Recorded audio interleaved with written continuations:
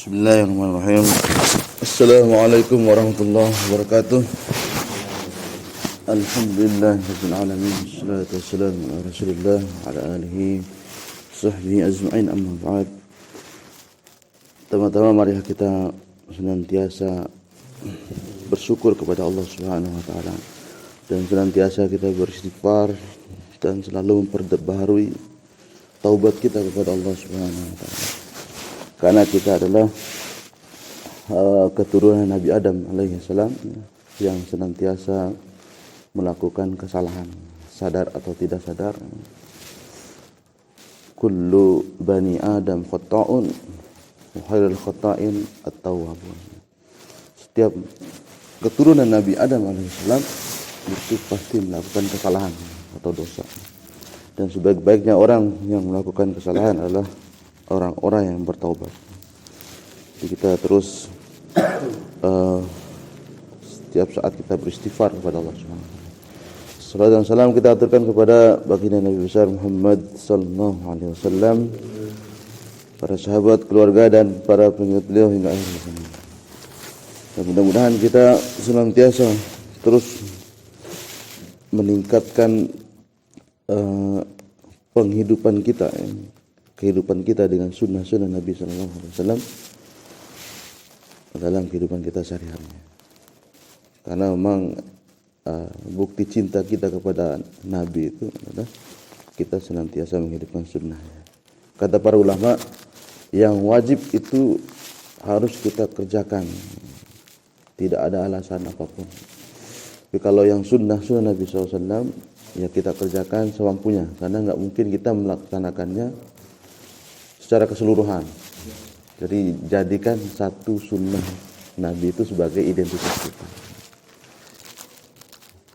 Baik, kita lanjut pembacaan kitab ini. Dan saya kemarin seminggu saya ada di Solo, jadi nggak bisa ngisi.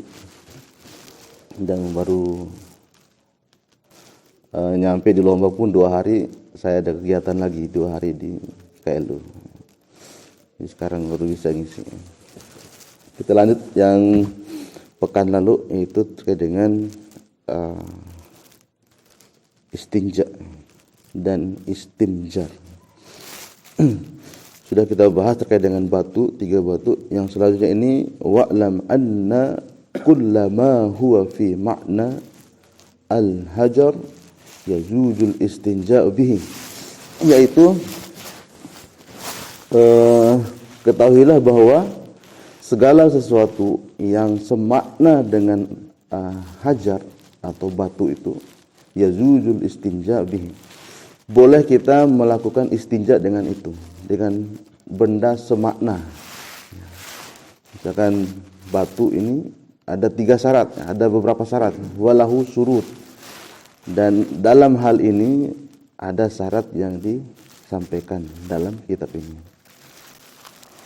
Ahaduha, yang pertama adalah syarat yang pertama, ayyakuna tahiran, yaitu wajib benda yang selain batu itu tahiran, suci dari najis. Suci dari najis. Walau istanajja, kalau seandainya binajasin, kalau seandainya kita beristinja dengan binajasin, dengan benda yang ada najisnya, ta'ayyanal ma ba'dahu ala sahih, maka wajib baginya untuk menyucinya lagi dengan air setelah itu. Bisa saja kita menggunakan benda-benda najis, misalkan bekas tisu orang atau apa ya, udah kena najis. Kemudian kita pakai benda-benda najis lainnya, maka wajib selanjutnya adalah menggunakan air untuk membersihkannya. Jadi untuk sementara aja, kalau seandainya kita tidak ada benda-benda lain, cuma ada benda najis sana, biar nggak kececer, kita menggunakan benda najis tersebut dalam keadaan terpaksa, tapi belum bisa kita pakai langsung untuk beribadah. Jadi harus dicuci lagi dengan air, kita cari air. Ini menurut pendapat yang sahih. Kemudian as-syartu ats-tsani, yaitu syarat yang kedua. As-syartu ats-tsani an yakuna ma yustanja bihi qali'an lin najasah. Harus benda tersebut bisa mengangkat atau bisa menghilangkan najis. Jadi ya ini jelas ya, nggak mungkin kita menggunakan benda yang tidak bisa menghilangkan najis. Munassafan, ya, dengan cara mengusap. Kalau kita usap ya hilang najisnya, bukan malah tambah kececer sana sini. Fala yujzi'u az-zujaz. Tidak bisa kita menggunakan kaca. Ya, bahaya juga menggunakan kaca ini. Tapi ini kitabnya detail sekali sampai menyebut benda-benda seperti ini. Jadi ini keunikannya kitab ini.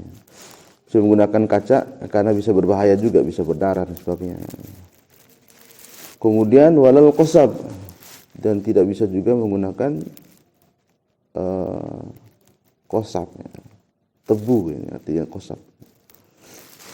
Wala turabul mutanasir, tidak juga dengan debu-debu yang berpencar-pencar atau berpisah-pisah.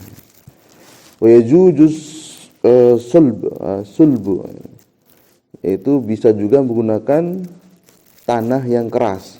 Jadi ada tanah liat yang sudah keras, bisa menggunakan itu. Kalau istanazza bima la yaqlaq lam yujzihu. Kalau seandainya kita beristinja dengan apa-apa yang tidak bisa menghilangkan najis, maka itu tidak sah, tidak cukup dengan itu. Walau istanja bi ratbin, kalau seandainya kita beristinja dengan ratbin min hajar atau ghairihi lam yujzihu. Kalau seandainya kita beristinja dengan sesuatu yang basah dari batu yang basah, atau selain itu tisu basah atau apa, lam yujzihu, maka itu tidak cukup juga. Kalau seandainya batunya basah, ya ngapain pakai batu, pakai aja airnya langsung. Kalau ada tisu basah juga, ngapain juga pakai tisu basah, langsung aja airnya. Tapi walaupun ada tisu basah, kalau anak-anak kita bisa bersihkan dengan tisu basah. Wallahu a'lam. Ini menurut pendapat yang sahih. Jadi batu, kemudian tanah yang keras, kemudian tidak bisa menggunakan kaca, ini syarat yang kedua. Dan jelas di sini bisa menghilangkan najis. Jadi kalau seandainya tisu kering, dilipat-lipat dulu tisunya biar agak keras, baru dilapin. Mutasaffan, dengan cara diusap. Kemudian syarat yang ketiga, as-syartu salis an la yakuna muhtaraman. Fala yajuz al-istinja bi mat'um kal khubz.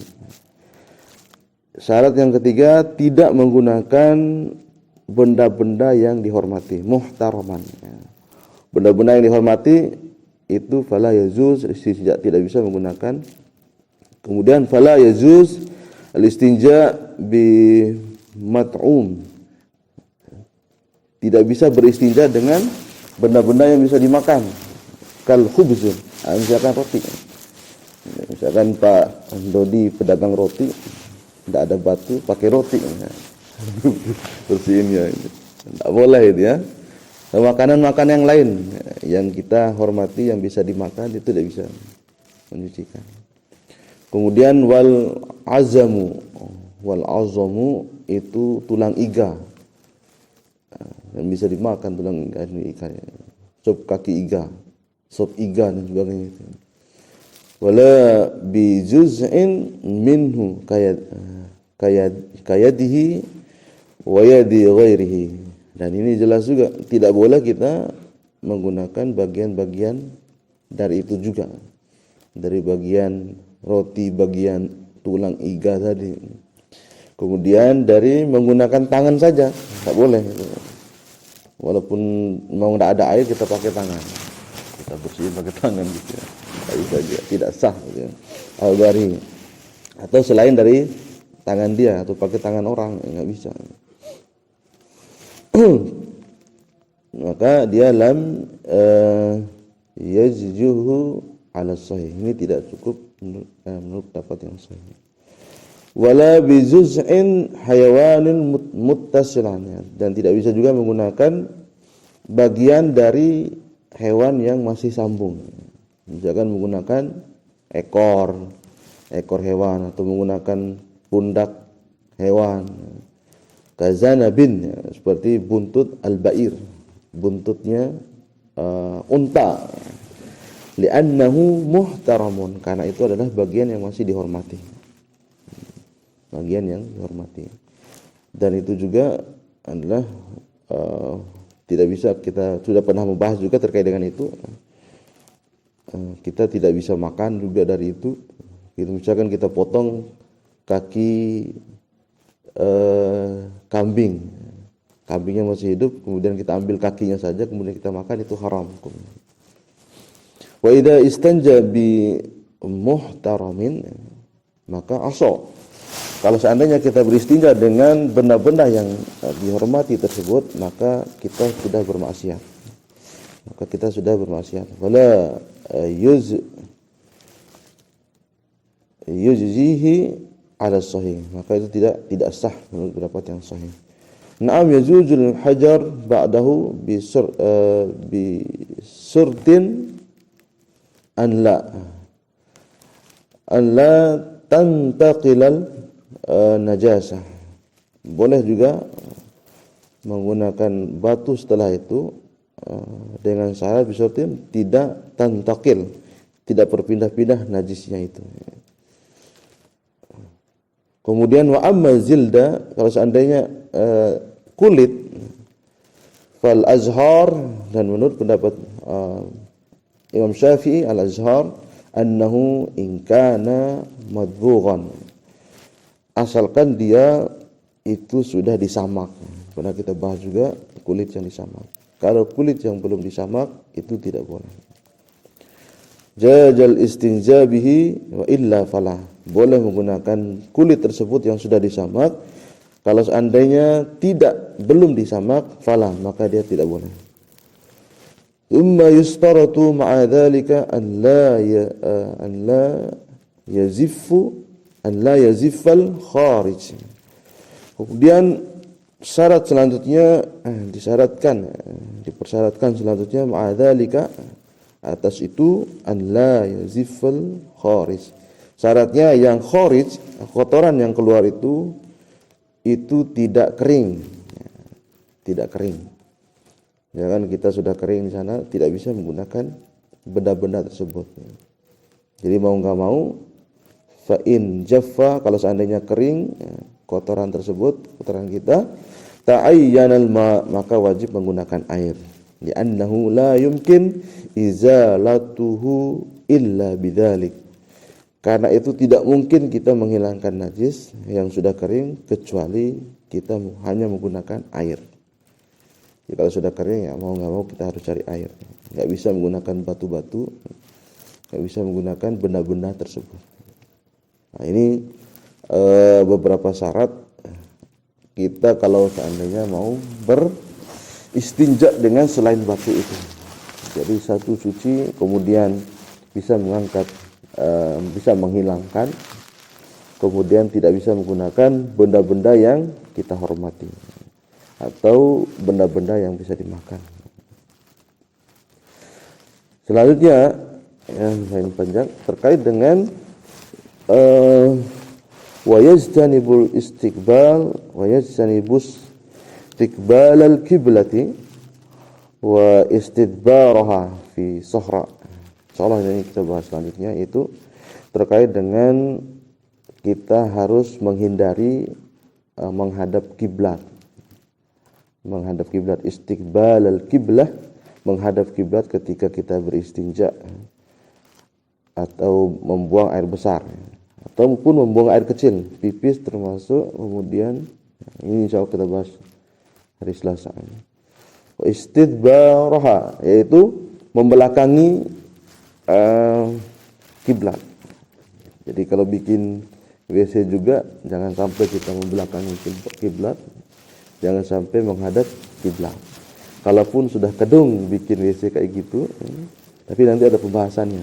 Apakah ada penutupnya? Ini dibahas juga di sini. Itu dibolehkan, misalkan ditutup dengan tembok.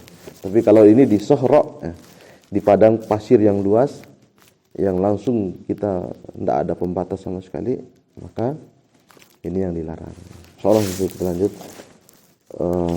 pekan depan. Demikian.